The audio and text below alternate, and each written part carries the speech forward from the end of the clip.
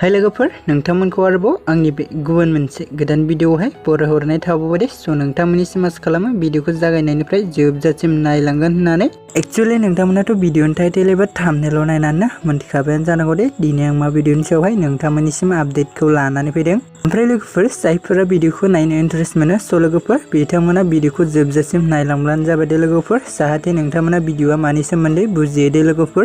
Actually लोगोफोर आं दिनै मैना आबुं बर' सावथुननि सायाव नोंथांमोननिसिम शेयार खालामनो होनना सानदों दे लोगोफोर। स' नोंथांमोना भिडिअखौ जोबजासिम नायलांब्लानो जाबाय दे लोगोफोर।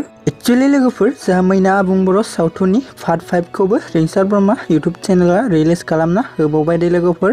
स' लोगोफोर बेनिखायनो जाय बिथांमोना दासिमबो जुदि बे मैना आबुं बर' सावथुननि भिडिअखौ नायाखै अब्ला नोंथांमोना रिंसार ब्रह्मा इउटुब चेनेलाव थांनानै नायहैबानो जाबाय दे लोगोफोर।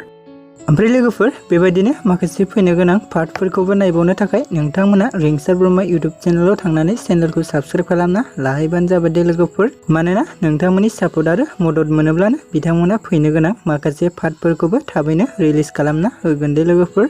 ओमफ्राय लोगोफोर जों बे मैना आबुं बर' सावथुनाव बर'फोरनि गोजाम आरो गोदान आर्टिस्टफोरनि जों गोबां फाव खालामनायखौ नुनो मोन्दोंमोन दे लोगोफोर। एक्चुअली लोगोफोर जों बे भिडिअआव गाहायै फाव खालामनायखौ नुनो मोन्दों सुरजित दिउरि बिथांजों लोगोसे नोंथांमोननि बयनिबो फेभराइट जाखांफुनाय एक्ट्रेस बिथां मनालिसा हाज'वारि दे लोगोफोर। स' लोगोफोर ओमफ्राय भिडिअखौ जायफोरा नायनानै माबायदि मोन्दों कमेन्टनि गेजेरजों फोरमायहरबानो जाबाय दे लोगोफोर। ओमफ्राय लोगोफोर जायफोरा भिडिअखौ दासिमबो जुदि नायाखै अब्ला नोंथांमोना थाबैनो नायहैबानो जाबाय दे लोगोफोर। स' लोगोफोर बिदिब्ला दिनैनि आपडेटआ बेखिनियानोमोन दे लोगोफोर। ओमफ्राय लोगोफोर नोंथांमोना बेबायदिनो गोदान भिडिअ आबुं बर' सावथुनफोरनि सोमोन्दै मिथिबाय थानो थाखाय आंनि गोदान चेनेलखौबो साबस्क्राइब खालामना लाबानो जाबाय दे लोगोफोर। आरो लोगोफोर खाथियाव थानाय बेलनि आइकनखौ अल प्रेस खालामना लादो लोगोफोर, जाहाथे आं भिडिअ रिलिज होयोब्ला नोंथांमोननिसिम नटिफिकेशना थाबैनो सौहैयो दे लोगोफोर। मानोना लोगोफोर नोंथांमोननि सापर्ट आरो मददखौ मोनोब्लासो आंबो गोदान भिडिअनि नटिफिकेशन बा आपडेटफोरखौ नोंथांमोननिसिम शेयार खालामबाय थानो हागोन दे लोगोफोर।